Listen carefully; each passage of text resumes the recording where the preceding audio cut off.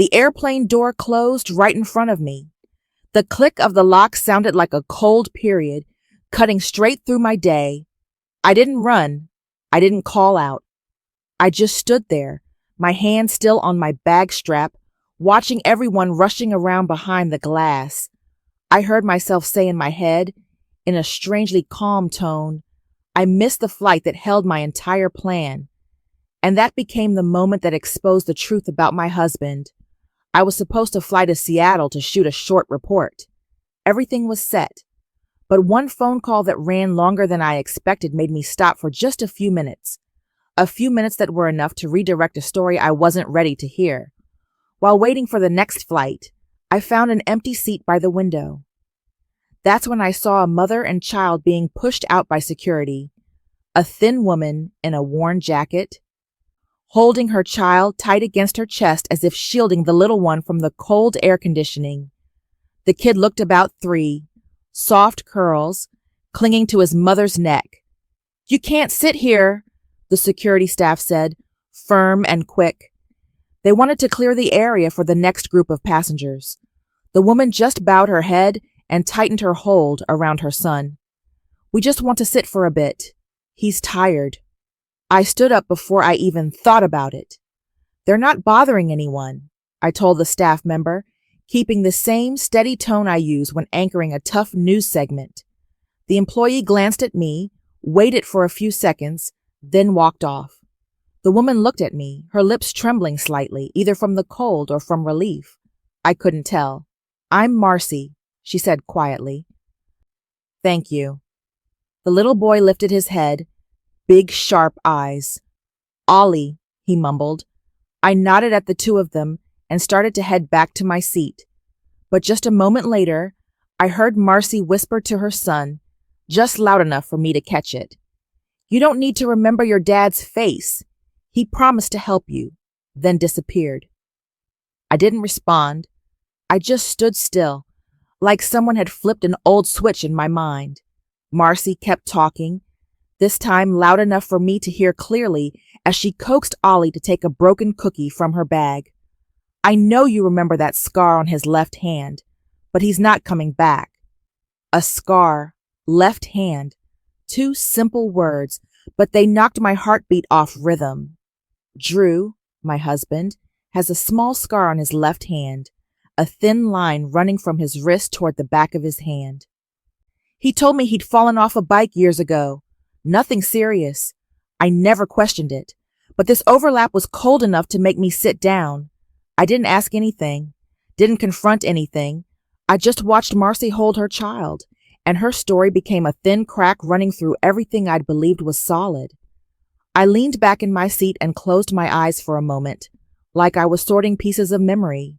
And that's when I knew I had to go back to the beginning, before the airport, before missing the flight. I'm Tara Brooks, a TV reporter for a small local station. My job requires me to observe more than I speak, to listen more than I argue. Maybe that's why I usually notice things other people overlook, unless I'm choosing not to see them.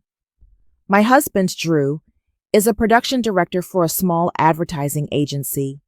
He's good at talking, good at spinning things, good at making everything look like he's in control. He has the kind of confidence that makes people believe him, even when his explanations are a little thin. Our marriage used to be steady, not passionate, not cold, just flat. I didn't ask for much, and he didn't ask anything of me, except that I believe everything was fine. But over the past few months, there were small gaps I started feeling more clearly. Nights when he said he had to stay at the studio for last-minute edits, mornings when he left early without grabbing coffee, or anything he usually took when he was rushed. Texts he answered slowly, the kind that said, "I'm in a meeting," yet the typing dots showed up like he was starting and deleting messages. I used to think anyone in a creative field would have an unpredictable schedule. I used to think I was being paranoid. I used to think a man like Drew, with the way he used to look at me in our early years, couldn't possibly juggle 2 separate lives. But Marcy's words about the man who disappeared, paired with that scar, kept cutting into my thoughts. It wasn't loud. It just surfaced in steady, sharp flashes, clear enough that I couldn't ignore it. I opened my eyes again and looked out the airport window. The plane I was supposed to be on had already left the gate, a thin white streak across the deep blue sky. I didn't know why, but it didn't bother me. Maybe I already knew I didn't want to go to Seattle anymore. I walked back toward where Marcy and Ollie were sitting, not to confirm anything right away, just to look more closely at the woman who had just shaken the life I thought I understood. Marcy held her son, patting his back in slow, steady rhythms. Her face looked tired, but her eyes weren't lost. People who've endured a lot tend to have eyes like that. I took a deep breath. I knew what I needed to do next. I needed to see her again. I needed to hear the whole story, not because I wanted to believe it, but because this coincidence was too sharp to ignore. That night, when I left the airport and went home, I knew one thing. Marcy's description couldn't be brushed off as coincidence. It was too sharp. It hit too precisely at something I'd been avoiding. And that feeling alone pushed me to reach out and ask her to meet again the next afternoon, at a quieter park. Marcy showed up on time. The wind was strong, blowing her hair into a messy wave, but she stood steady, one hand resting on Ollie's small shoulder. When I sat down on the bench, she did too, without circling around the topic or trying to soften the space between two strangers. What happened between me and him isn't a long story, she began. Her voice was even, not shaking, not angling for sympathy. He used to stop by the diner where I worked. At first he was polite. Then he got more involved than he needed to be. I watched her, not interrupting. He said he was separated, that he was trying to sort things out. I believed him. Not for long, but I did. Marcy squeezed Ollie's hand gently. When I told him I was pregnant, he disappeared. No explanation. No confrontation. She paused for a moment, eyes steady on mine. I'm not saying this to make you feel sorry for me. I just think, if the man you're starting to doubt has a scar like the one I described, then we might be talking about the same person. I didn't nod or shake my head. I just kept my eyes steady. But the truth she threw at me, word by word, dropped like small stones cracking the surface of a pond I'd convinced myself was calm. That night when I got home, Drew was in his office. The door was slightly open, white light spilling out. I heard keys clicking, his sighs sounding like he was carrying way too much work. I stood in the doorway for a few seconds. He didn't notice. The first thing I saw, and not for the first time, was his phone face down on the desk, screen dark. Every time I walked into a room, he had that same reflex. Silence the phone, flip it over, change the subject. I remembered the strange hours, from 6 to 8 in the evening. His phone was usually dead. Around 11 at night, he often said he needed to review the storyboard, but a few minutes later, I'd hear the car engine start. I never wanted to connect these things before, but tonight, every detail ran through my mind like fast-forwarded frames. The night he came home late with a strange greasy stain on his shirt, he laughed and said a prop had spilled on him. The line was so smooth I didn't notice how little sense it made. Tonight, thinking back, I can hear that smoothness clearly, like wheels gliding over ice. Too clean to be real. I watched Drew lean toward his laptop screen, his lips pressed tight as he read something. He looked comfortable, calm, as if he had no idea that the part of his life he'd been hiding had accidentally shown up in front of me in the form of a thin woman and a 3-year-old child. I didn't ask him anything. I didn't want to hear another set of words he'd used to cover things up. Instead, I watched, cold and clear. The next morning, I decided to take his car to work because mine was in the shop. When I got in, I opened the glove compartment to look for the parking pass. A folded receipt slipped out. I picked it up, thinking it was a parking ticket. It wasn't. It was a receipt from the diner where Marcy used to work. The exact name she mentioned, tucked in a corner of town Drew had never once brought up. The date on the receipt made me sit still for a few seconds. 3 months ago, the exact day he said he had to stay on an out-of-town shoot until late. I sat in the driver's seat with the receipt in my hand, looking at the date printed faintly from age. The coincidences stacked together long enough to form something unmistakable.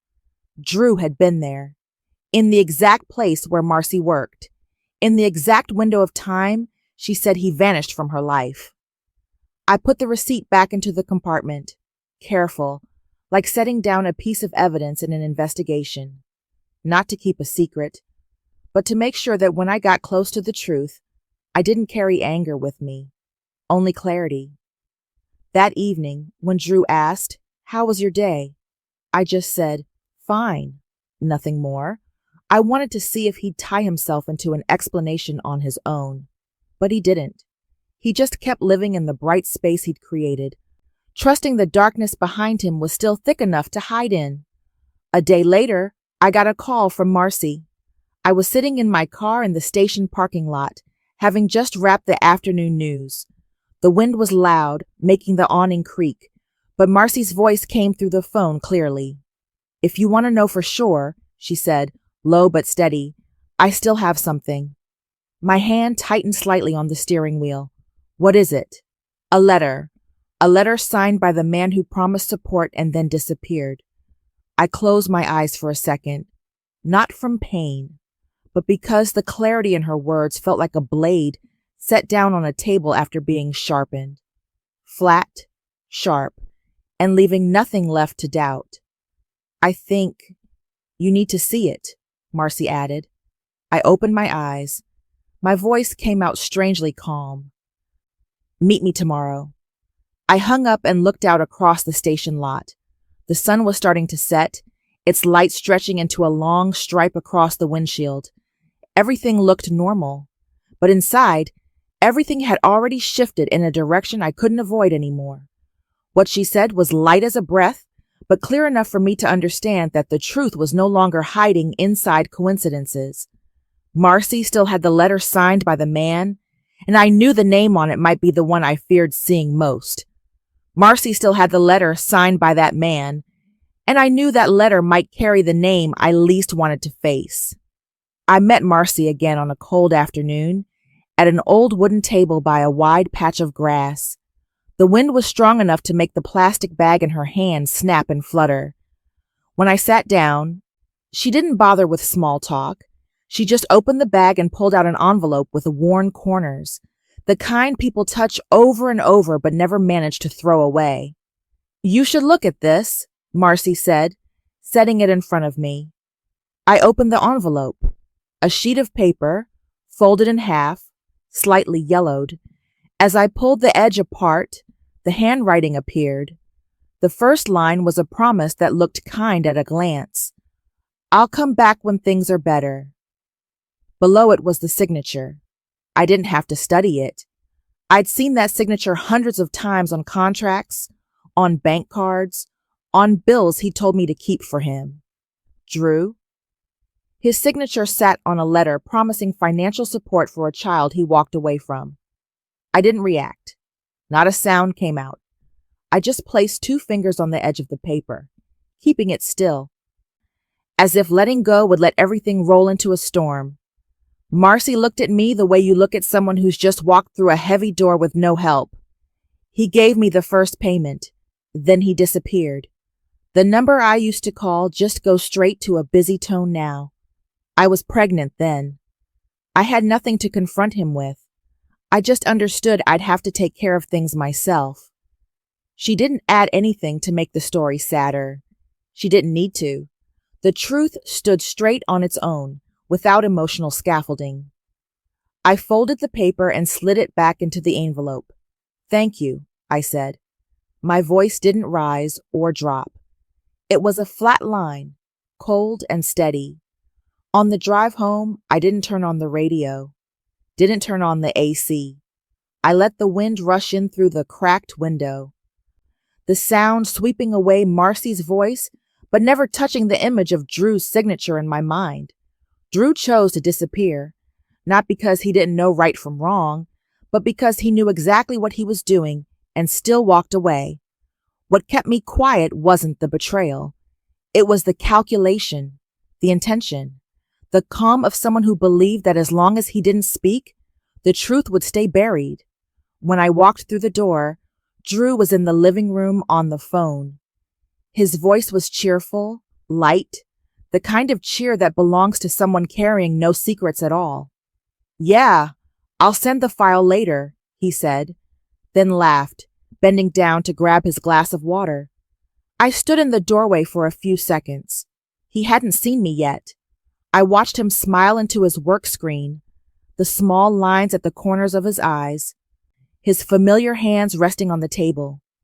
The only difference was that now I knew those same hands had once held a child, then let go.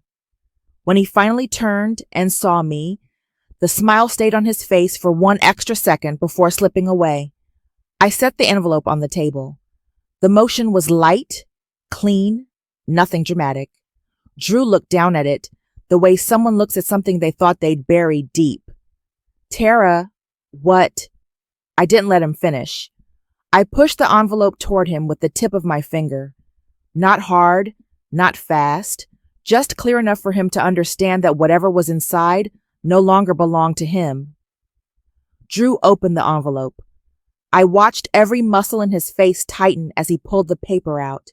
His eyes landed on the signature, and the color drained from his face at a speed he couldn't hide.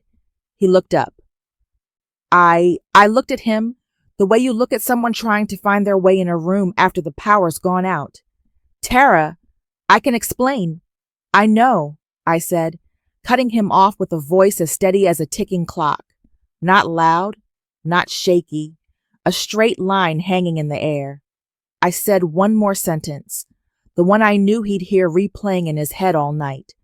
The sentence meant to tear through the false calm he always carried. "You disappear too easily, especially when the responsibility is yours." He opened his mouth, but no sound came out. I saw the moment he understood he had nowhere left to pivot. I didn't bring a pile of evidence. I just put in front of him the one thing he believed would never come back. Drew took a long breath, his eyes dropping to the letter, like he was searching for an exit. He'd locked himself. "Tara, that situation, it's not what you think." I tilted my head slightly. "You know what I think?" He swallowed. A small reaction, but clear enough to show fear working its way in. I laid out every piece I'd put together, the receipt in his car, the evenings he disappeared on the dot, the times he shut off his phone for no reason, and finally, the letter he signed with his own hand. I spoke slowly, one sentence at a time, as if I were reading a report about a stranger I'd only crossed paths with. Drew stepped back half a pace, then stopped. He knew arguing would expose more. He also knew my silence was far more dangerous than any shouting. A long quiet settled between us. The air in the room felt tight, like the house itself understood something had snapped and its sound would echo for a long time. I didn't cry. I didn't ask why. I didn't ask him to explain. I just looked at him, a flat, cold look, like staring at a room where the power's gone out. No function left, no light, nothing to fix. That look made him lower his head, not because he was sorry, but because he knew the moment I stood still like that was the moment this story slipped out of his hands for good. Marcy once said he vanished from her life the moment things got hard, and now, standing in front of me, I could see him preparing to do it again. Retreat, dodge responsibility, look for the nearest exit. If I'd made that flight, everything he hid would have stayed tucked under the silence he'd mastered so well. But I missed it. I stopped for just a few minutes long enough for a truth he thought he'd buried to surface right in front of him, at the moment he least expected. I watched Drew, the paper still in his hand, his lips pressed together like he wanted to say something important. But nothing came out. Every tool he'd used to stay in control had suddenly failed him. And I stood there, steady, letting him understand that what he'd avoided for so long had come back, not to ask him to face it, but to force him to look at it. Drew stayed where he was, the letter trembling slightly in his hand. His eyes flicked between his own signature and my face, as if hoping to find some soft corner to hide in. But there wasn't one. Not anymore. He finally let out a long breath. I did send money, he said, his voice dropping, tired in that familiar way, the tone he used whenever he wanted me to believe he was under pressure. But it was just a momentary mistake. I slipped. I didn't know it would go this far. Mistake. The word fell out of his mouth light as foam, but I heard its weight, not the weight of regret, but of avoidance. I looked at him.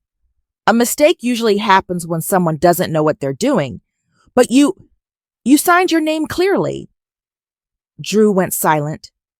I could see a part of him wanting to fire back, to explain, to toss the burning responsibility in his hands somewhere else, but he couldn't find words fast enough. No word could stand while that letter sat between us. He rushed out, I did it because she threatened to come here. I just wanted to handle it quietly. His voice shook, not from emotion, but because he knew he'd just revealed something else, something he hadn't meant to say. I tilted my head. Handle it by sending a letter promising you'd come back? His eyes dropped, and in that moment, I saw another layer underneath. Something beyond running. Something planned. That night, while he was in the shower, I went into his office, not to search, but to look at the things sitting right in the open, the things he never bothered to hide because he assumed I'd never touch them. His laptop was still open in sleep mode. When I pressed a key, the screen lit up. No password. An email draft sat there, as if he'd been about to send it before I came home. I read the subject line, Commitment to Confidentiality. Below it was a message asking a lawyer to prepare a document forcing Marcy to sign in exchange for a small payment to end all future contact. I straightened up, not angry, just a sinking feeling, like I'd reached the bottom layer of a hole he'd been digging long before this, and finally understood he never planned to take responsibility. He only wanted to erase the evidence, erase that woman, erase that child, and erase any chance the truth might walk up to his front door. When Drew came out of the bathroom and saw me standing there under the yellow hallway light, he stopped like he'd stepped into cold air. I asked him one very simple question. What were you planning to make her sign? Drew flinched, clearly. You read my email? I read what you left in plain sight, I said. My voice was so calm it almost surprised me. Not by accident, but not out of curiosity either. I just needed to know how far you were willing to go. He ran a hand over his face, that same habit he had every time he was about to invent another story. But this time he wasn't fast enough. The space between us wasn't wide enough for another lie. I just wanted to protect our life, Drew said, like that line was the safety net he used in every argument. I didn't want the past crashing into our marriage. I understand, I said quietly. You wanted to protect this marriage by forcing someone else into silence instead of telling the truth to your wife. He opened his mouth. Nothing formed. In that moment, I knew exactly what I needed to do. Not out of revenge, but because I couldn't stay in a house where the truth was treated like something you could stash away to protect someone's image. I went to the bedroom. I took the suitcase down and opened it on the bed. Drew stood in the doorway, his hand gripping the wooden frame like he needed it to stay upright. Tara, what are you doing? I'm packing, I said, my voice steady, no shake, no weight. Where are you going? He took one step toward me, then stopped, as if the space between us had suddenly become something that could hurt him. I folded a shirt, placed it in the suitcase. My eyes stayed on what I was doing. I'm going somewhere your silence can't reach me anymore. That sentence landed in the room. Not loud, but enough to keep him frozen, like his feet were glued to the floor. He said my name, urgent, but I just closed the suitcase. The small click of the latch sounded sharp, like a blade slipping back into its sheath. I walked toward the door. Drew followed, but he didn't dare touch me. Not because he respected me, because he was afraid of what might happen if he touched someone who no longer believed a word he said. When I stepped onto the porch, he asked once more, almost a whisper, "You'll come back, right?" I turned back. The porch light fell across his face, revealing the man I'd lived with for years, but had never truly seen until now.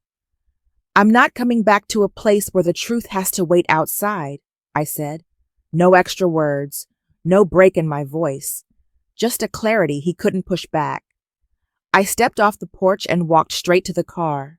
He stood there, neither moving forward nor stepping away, frozen between two choices: chase after me or stay silent. He chose what he always chose: silence. My phone buzzed as soon as I left our street. His name lit up the screen. I let it ring until it dimmed. Then it lit up again, went dark again. I didn't answer, not out of anger, but because I no longer wanted to hear the voice of someone who only told the truth when cornered. The road ahead darkened, street lights casting shifting strips of yellow across the windshield. I drove slowly, a steady calm settling into each breath. Not light, not joyful, just the return of something I didn't realize I'd lost until I stood in front of his signature. That night, driving through quiet neighborhoods, I understood something. Strength doesn't come from hurting someone. It comes from not being afraid of them anymore. Not afraid of the words he used to keep me close. Not afraid of the stories he built to fill the gaps. Not afraid of the silence he always wielded like a weapon. I chose calm to end what he once controlled, and that calm was the one thing he couldn't fight. I met Marcy again on a Monday morning. The air was still, the breeze soft, the grass still damp. She sat on the old wooden bench, Ollie leaning against her shoulder, his eyes half closed from sleep. No shoving, no being pushed out of anywhere, no one needing to shield anyone else. Just two women, each carrying a piece of the truth they'd finally forced themselves to face. I sat down. Marcy looked at me, her eyes not questioning, not searching. We both understood there was no need to revisit what had already been said. Everything that mattered was in that letter. What came next was simply how each of us chose to move forward. "I don't know what you plan to do," she said softly, "but I hope you find some peace." "I will," I said. "And you and Ollie, I just want to make sure you both have a little more room to breathe." I pulled a temporary support card from my bag. Not much, not a gift. I wasn't there to change their lives, just the minimum responsibility of someone who knew the truth and couldn't pretend it had nothing to do with her. Marcy looked at the card, then at me. "Thank you, not for the money, for seeing us." I nodded. Ollie looked up at me, his small dark eyes wide. He didn't know what was happening. He only knew I didn't make him afraid. I rested my hand gently on his head, then stood. When I walked away, Marcy didn't call after me. She just held her son, as if reminding herself she wasn't waiting for anyone to save her. She only needed a little room to breathe. And so did I. My new apartment was on the 4th floor of an old building. Not big. Not fancy. But every time I opened the door, my chest felt lighter in a way I didn't think I'd feel again. No more Drew's footsteps on the wooden floor. No more nights he said, "I'm working late," but left behind a hollow space with no name. Just silence, the kind that doesn't press down on anyone, the kind that hides nothing. I went back to the station after a few days off. People in the newsroom asked if I was okay. I smiled. The simplest answer was the truest one. I'm getting back. That afternoon, Standing in the edit bay watching the segment that was about to air, I realized my breathing was steady. No bitterness, no regret, no longing for what I'd walked away from. People think big changes come with loud sounds, but sometimes it's just the quiet click of a door closing, soft enough that no one hears it. That night, I stood by the window, the city lights spilling across the rooftops below. My phone sat still on the table. Drew had called many times over the past few days. There were messages too. I didn't open them, not out of anger, but because I wasn't stepping back into the loop where he used words to spin and I used silence to endure. No one wins in that game. Both people just wear down. Now, I chose not to answer. I chose to let everything fall exactly where it needed to fall, behind me. I leaned my forehead against the glass. I'm not fixing someone who doesn't want to be fixed, I said quietly, mostly to myself. I'm just fixing my direction. That was enough to close everything that had been left undone. There are two kinds of silence, the kind that makes you smaller and the kind that lets you know you're standing in the right place. I lived with the first kind for a long time, not anymore. Now this silence is space for me to step forward, not a place to shrink. Some responsibilities aren't ours, but once we see them, we still have to face them. Some promises weren't made by us, but we can still see the weight of their consequences. And some people choose to disappear when things get hard, but that doesn't mean we have to fade with them. I didn't walk away from that story to run. I walked away because I knew I deserved a life that didn't depend on someone else's silence. And maybe, if you've stayed with me this far, you understand that better than anyone. Before I end this, I want to ask you something. Not for a right answer, but so you can feel where you're standing in your own story. When the truth shows up in front of you, what will you do? Will you reach out and help someone like Marcy and her child? Or will you see them as intruders and try to push them out?